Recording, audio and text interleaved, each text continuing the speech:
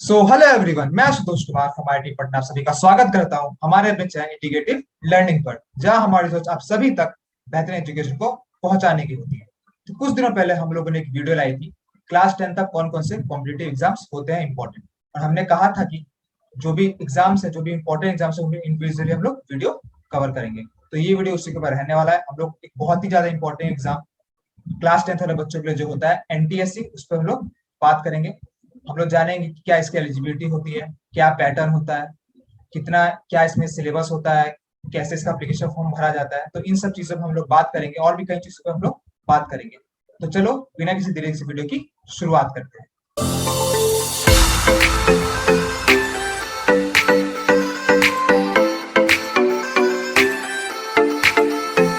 तो चलो सबसे पहले हम लोग एग्जाम का एक छोटा सा ओवरव्यू देख लेते हैं। तो एग्जाम का नाम एनटीएससी है, national talent search examination. Conducting body जो इसे कंडक्ट कराता है वो है एनसीईआरटी। इसकी जो फ्रीक्वेंसी है वो वंस अ ईयर है, मतलब कि साल में एक बार ही कंडक्ट कराया जाता है। इसका एप्लीकेशन हम लोग को ऑनलाइन भरना होता है, लेकिन जो एग्जाम होता है वो ऑफलाइन होता है। आपको ऑफलाइन सेंटर्स पर जाकर एग्जाम देना पड़ता है। एग्जाम ड्यूरेशन इसका 4 आवर्स होता है। इसमें दो सेक्शन होते हैं, एमएटी और एसएटी, दोनों 2-2 आवर्स के होते हैं। इन पे हम लोग डिटेल में आगे बात करेंगे। तो चलो बात करते हैं एग्जाम की एलिजिबिलिटी क्राइटेरिया। तो जो मेन एलिजिबिलिटी क्राइटेरिया है वो ये है कि आप 18 साल से कम होने चाहिए और क्लास 10th में होने चाहिए। क्लास 10th के बच्चे इसका फॉर्म भर सकते हैं। अब स्टेज 1 के एलिजिबिलिटी क्राइटेरिया की बात करें तो भाई बच्चा क्लास 10th में होना चाहिए, और वो किसी भी गवर्नमेंट या प्राइवेट स्कूल से हो सकता है। डोमिसाइल का कोई भी रेस्ट्रिक्शन नहीं है, आप किसी भी स्टेट, किसी भी यूनियन टेरिटरी से हो सकते हैं और इसका फॉर्म भर सकते हैं। अब जो ऐसे बच्चे हैं जो कि ओपन डिस्टेंस लर्निंग से हैं, वो भी इसका फॉर्म भर सकते हैं, वो भी एनटीएससी में अपीयर हो सकते हैं। बस कुछ रेस्ट्रिक्शंस है। पहला यही कि आप 18 साल से कम होने चाहिए, और किसी भी पर्टिकुलर ईयर के 1 जुलाई तक आप 18 साल से कम होने चाहिए, तभी आप इसका फॉर्म भर सकते हैं। आप एम्प्लॉयड नहीं होने चाहिए, और साथ ही साथ आप क्लास 10th का बोर्ड एग्जामिनेशन पहली बार दे रहे हो, पहली बार उसमें अपीयर कर। अब स्टेज 2 की एलिजिबिलिटी की बात करें तो ऐसे बच्चे जो कि स्टेज 1 को क्वालिफाई करते हैं वही स्टेज 2 में अपीयर कर सकते हैं। आपका roll number, venue, date of examination और जितनी भी और डिटेल्स हैं उनको आपको बताया जाएगा ऑफिशियल वेबसाइट के द्वारा। उस पर जितनी भी डिटेल्स है सब उस पर शो होंगी। तो जो ऐसे बच्चे हैं जो कि अब्रॉड में स्टडी कर रहे हैं उनके लिए क्या एलिजिबिलिटी क्राइटेरिया उस पर हम लोग बात कर लेते हैं। ऐसे बच्चे जो कि क्लास 10th में और अब्रॉड में स्टडी कर रहे हैं वो स्टेज 2 में डायरेक्ट अपीयर हो सकते हैं, उन्हें स्टेज 1 में अपीयर होने की जरूरत नहीं। उनका क्लास 9th में 60% अबव स्कोर होना चाहिए, ये मैंडेटरी क्राइटेरिया है। इसके बाद उनका जो एग्जामिनेशन सेंटर है वो इंडिया में पड़ेगा, उन्हें इंडिया आना पड़ेगा और अपना एग्जाम देना पड़ेगा। इसके बाद जो एक इंपॉर्टेंट पॉइंट है वो ये है कि तो जिस भी इंस्टीट्यूशन में पढ़ाई कर रहे हैं उन्हें अपने हेड से रिक्वेस्ट करना पड़ता है, और उनका इंस्टीट्यूशन दिल्ली में department of education survey division के हेड को रिक्वेस्ट भेजता है क्लास 9 की मार्कशीट के साथ। उसके बाद डिपार्टमेंट उसे वेरीफाई करता है, वेरीफाई करने के बाद वो बच्चे को अलाउ करते हैं एग्जाम में अपीयर होने के लिए, मतलब स्टेज 2 में अपीयर होने के लिए। जो भी सिलेक्टेड बच्चे हैं, जो भी सिलेक्ट होंगे स्टेज 2 के बाद, वो उनको स्कॉलरशिप तभी मिलेगा जब वो इंडिया में अपना आगे स्टडीज को परस्यू करेंगे, इंडिया में अपने आगे स्टडी को कंटिन्यू करेंगे। अगर वो फॉरेन में ही रहकर अपनी स्टडी को कंटिन्यू कर रहे हैं तो उन्हें स्कॉलरशिप नहीं मिलेगा। तो चलो अब बात करते हैं कि हम लोग एनटीएससी का एप्लीकेशन फॉर्म किस तरह से भरें। तो जैसे कि मैंने पहले ही बताया था कि इसका जो एप्लीकेशन फॉर्म है उसे ऑनलाइन भरना पड़ता है। तो चलो हम उसके स्टेप्स देख लेते हैं। तो स्टेप 1 है कि आपको एससीईआरटी की वेबसाइट पे विजिट करना पड़ता है। हर स्टेट की अलग अलग वेबसाइट्स होती है, जैसे बिहार में है तो एससीईआरटी बिहार होगा वेबसाइट। उसके बाद एनटीएससी के सेक्शन में जाना पड़ता है, फिर एनटीएससी के एप्लीकेशन फॉर्म पे क्लिक करना पड़ता है। एक पेज खुलता है, पेज में आपको डिटेल्स एंटर करनी पड़ती है, जैसे कि student name, date of birth, gender, caste, mobile number, academic details, family income, और भी कुछ कुछ चीजें होती हैं, उसे अच्छी तरह से भरना पड़ता है। उसके बाद स्कैन फोटोग्राफ, सिग्नेचर आपको अपलोड करना पड़ता है, और कुछ अदर डॉक्यूमेंट्स भी अगर आपसे मांगे जाते हैं उसे भी अपलोड करना पड़ता है। इसके बाद एप्लीकेशन फी पे करना पड़ता है। तो कुछ बच्चे होते हैं जिनका एप्लीकेशन फी माफ होता है, अगर आप उस कैटेगरी में नहीं आते हैं तो आपको एप्लीकेशन फी पे करना पड़ेगा।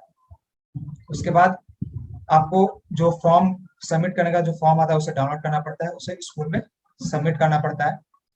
सबमिट करने के बाद जो स्कूल वाले होते हैं उसे रिव्यू करते हैं, रिव्यू करने के बाद वो स्टेट लाइसेंस ऑफिसर के पास उसे भेज देते हैं। उसके बाद स्टेट लाइसेंस ऑफिसर उसे पूरा रिव्यू करता है, उसे पूरा चेक करता है। उसके बाद आपका साइट पे आपको उसका इन्फॉर्मेशन मिल जाता है, और आपको वहां से एडमिट कार्ड बाद में आ जाता है। अब स्टेज 2 की बात करें तो स्टेज 2 में कोई ऐसे खास स्टेप्स नहीं है। स्टेज 2 में वही बच्चे सिलेक्ट होते हैं जो स्टेज 1 क्वालिफाई करते हैं, और स्टेज 2 में जो बच्चे सिलेक्ट होते हैं उनकी जितनी भी डिटेल्स है वो ऑफिशियल वेबसाइट पे अच्छी तरह से आ जाती है, उनका नाम, कहाँ उनका एग्जाम पढ़ने वाला है, क्या वेन्यू है, सब चीजें अच्छी तरह से आ जाती है। अब जो बच्चे जो अब्रॉड में पढ़ रहे हैं वो तो डायरेक्ट स्टेज 2 में अपीयर होते हैं, तो उनको वो भी डायरेक्ट अप्लाई कर सकते हैं। ये ऑफिशियल वेबसाइट से अप्लाई करेंगे, फॉर्म आएगा, फॉर्म डाउनलोड करेंगे, अपने स्कूल को जमा करना है उन्हें, फिर स्कूल उस फॉर्म को दिल्ली के डिपार्टमेंट को भेजता है, फॉर्म प्लस 9 का मार्कशीट, और फिर वहां से जो डिपार्टमेंट है उसे वेरीफाई करता है और फिर आगे का प्रोसेस होता है। तो चलो अब बात करते हैं एनटीएससी के एग्जाम की पैटर्न की। तो एनटीएससी का एग्जाम स्टेज 1 और स्टेज 2 में डिवाइडेड होता है, और दोनों स्टेजेस में सेट और मैट पार्ट्स होते हैं। सेट और मैट दोनों में 100 क्वेश्चंस रहते हैं। अब मैट की बात की जाए, मेंटल एबिलिटी टेस्ट की बात की जाए, तो इसमें एनालिटिकल और लॉजिकल रीजनिंग टाइप के क्वेश्चंस आपसे पूछे जाते हैं। टोटल 100 क्वेश्चंस रहते हैं। जो मेन टॉपिक्स होता है, जो वैरायटी ऑफ क्वेश्चंस पूछे जाते हैं, वो सीरीज के होते हैं, पैटर्न परसेप्शंस होते हैं, analogies, coding, decoding, classifications, hidden figures और प्रॉब्लम सॉल्विंग। उसके सेट की बात करते हैं, सोलिस्टिक एप्टीट्यूड टेस्ट की बात करें तो इसमें भी 100 क्वेश्चंस होते हैं। साइंस में आपके 40 क्वेश्चंस होते हैं, मतलब कि फिजिक्स, केमिस्ट्री और बायोलॉजी मिला के 40 क्वेश्चंस, सोशल साइंस में 40 क्वेश्चंस और मैथमेटिक्स में 20 क्वेश्चंस। बच्चों को 9th और 10th का सिलेबस अच्छी तरह से पता होना चाहिए, अच्छी तरह से हर बातों को पता होना चाहिए। इसमें 9th और 10th की सारी चीजों को पूछा जाता है। टोटल जो टाइम होता है वो 120 मिनट्स होता है, मैथ में भी और सेट में। जो लेवल ऑफ क्वेश्चंस होते हैं वो 10th के इक्विवेलेंट ही रहते हैं, लेकिन आपको अगर रियल बात बताऊं तो जो क्वेश्चंस रहते हैं वो थोड़े हाई लेवल के रहते हैं। 10th से थोड़ा सा हाई पूछा जाता है, क्योंकि काफी कॉम्पिटिटिव एग्जाम इसे माना जाता है। तो अभी जो है पीछे साइड होता है वही टेबलर फॉर्म है यहाँ पे गिवन है। मैट में और सेट में दोनों में 100 क्वेश्चंस होते हैं, 100 मैक्सिमम मार्क्स होता है, और दोनों में जो एलोटेड टाइम होता है वो 120 मिनट्स होता है। और मार्किंग स्कीम की बात करते हैं तो स्टेज 1 में आपका हर क्वेश्चन के लिए 1 मार्क्स होता है, और यहाँ पे कोई भी निगेटिव मार्किंग नहीं होती। अगर आप गलत कर देंगे तो आपको कोई भी निगेटिव नहीं मिलेगा। वहीं पे स्टेज 2 में स्टेज थोड़ा हार्ड हो जाता है, तो स्टेज 2 में भी सही करने पे 1 मार्क्स मिलता है, और गलत करने पे 1/3 आपका डिडक्ट कर दिया जाता है, मतलब 0.33 आपका वहां से डिडक्ट कर दिया जाता है। अगर आप किसी क्वेश्चन को छोड़ देते हैं, अटेम्प्ट नहीं करते, तो उसके लिए आपको नेगेटिव मार्किंग नहीं मिलता, वहां पे आप 0। अब एनटीएससी क्वालिफाइंग मार्क्स की बात करते हैं, तो जनरल और ओबीसी कैटेगरी स्टूडेंट्स के लिए 40% होता है क्वालिफाइंग मार्क्स ईच पेपर में। देखो ये 40% फिक्स नहीं रहता है, जिस साल पेपर हार्ड आता है ये नीचे जा सकता है 40% के, और जिस साल पेपर आसान आता है ये 40% के अब भी जा सकता है। तो ये फिक्स नहीं रहता है, ये एक एवरेज तुम इसे कह सकते हो। इसी तरह से एससी, एसटी और पीडब्ल्यूडी कैटेगरी स्टूडेंट्स के लिए 32% मार्क्स होता है ईच पेपर।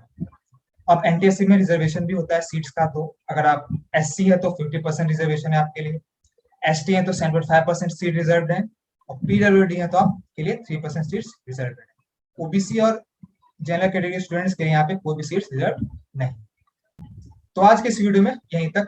हमने इस वीडियो में एनटीएससी रिलेटेड सारी इंपॉर्टेंट इन्फॉर्मेशन को अच्छी तरह से कवर किया। हाँ, इसमें हम लोग ये नहीं कवर कर पाए कि तुम्हें एग्जाम की प्रिपरेशन किस तरह से करनी चाहिए, किस तरह से स्टार्ट करनी चाहिए, लेकिन हम लोग आगे की वीडियो में ट्राई करेंगे कि हम लोग इससे रिलेटेड वीडियो लाएं और तुम्हें बताएं कि तुम्हें किस तरह से प्रिपरेशन इसकी करनी चाहिए। अगर तुम्हें किसी और एग्जाम की वीडियो चाहिए तो तुम हमसे कमेंट सेक्शन में बोल सकते हो, और हम लोग इसी तरह से आगे भी वीडियो लाते रहेंगे। जो भी हमने अपने पिछले वीडियो में कहा था कॉम्पिटिटिव एग्जाम से रिलेटेड, जो भी हमने बताई थी बातें, तो उन सभी कॉम्पिटिटिव एग्जाम्स पे जितने भी इंपॉर्टेंट एग्जाम्स है उन पे हम लोग वीडियो लाते रहेंगे।